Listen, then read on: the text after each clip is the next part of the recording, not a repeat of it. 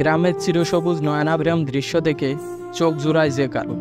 প্রকৃতির চিরচেনা সুন্দর ও সচ্ছল গ্রামের রূপবৈচিত্র্য অটুট থাকুক যুগ যুগ ধরে। আবহমান গ্রাম বাংলার রূপবৈচিত্র্যের মুগ্ধতা ছড়িয়ে যাক।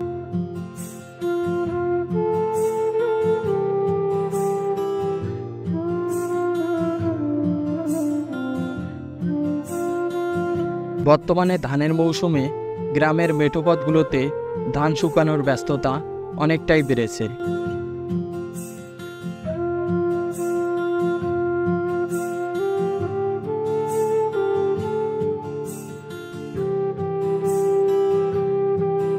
এ মেঠোপথগুলোতে কৃষক কিষানীদের ব্যস্ততা চোখে পড়ার মতো। এই নয়নাভিরাম এমন দৃশ্য মুগ্ধ করবে যে কাউকে।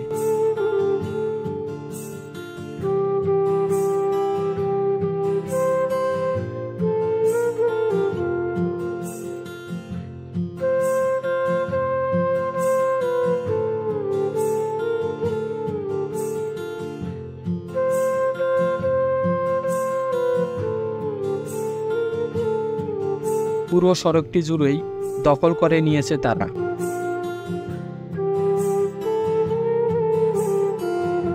আকাশে মেঘ করেছে, তাই তো সকলের ব্যস্ততা আরও বেড়ে গেছে। বৃষ্টি আসার আগেই ধান থেকে সরাতে হবে পাতান।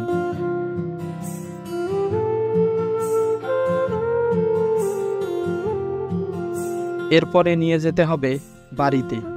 এ কারণে এখানকার কৃষক এবং কৃষানীদের কারোই যেন দম ফেলার সময় নেই।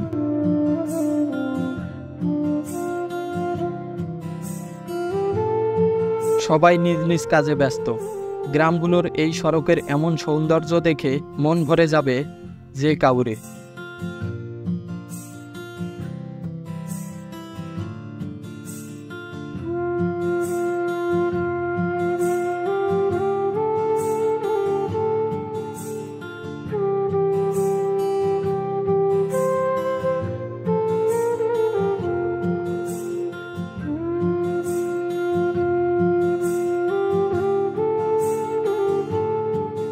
বিকাল হয়েছে, এখন বাড়িতে ফেরার পালা।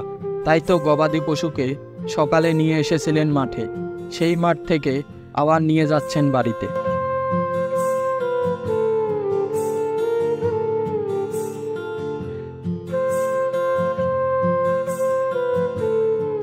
গ্রামীণ বাড়ির আঙ্গিনাগুলো দেখতে অনেক সুন্দর। বাড়ির সামনে পুকুর, পুকুরের পাড়ে ছোট টং, রয়েছে ছাগল, হাঁস, মুরগি।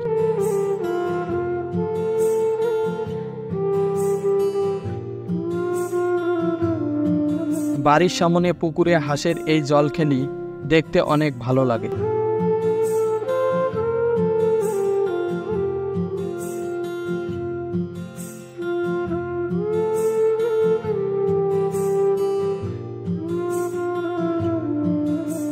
বিকালে বাড়িতে ফিরে অপেক্ষায় থাকা ছাগলের বাচ্চাদেরকে মায়ের কাছ থেকে দুধ খাওয়াচ্ছেন।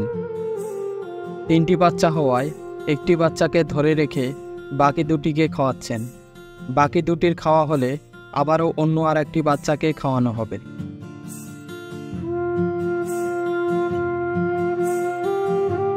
গ্রামের বাড়িগুলোতে গেলে এমন দৃশ্য হরহামেশাই চোখে পড়ে।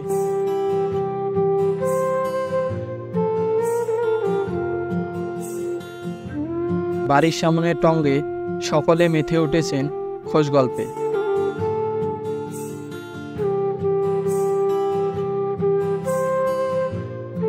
গ্রামের এমন দৃশ্য থেকে যাক যুগ যুগ ধরে।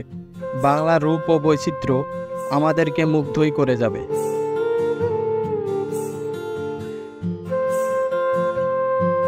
বন্ধুরা, আজকের এই ভিডিওটি আপনাদের কেমন লাগলো অবশ্যই কমেন্ট বক্সে কমেন্ট করে জানাবেন।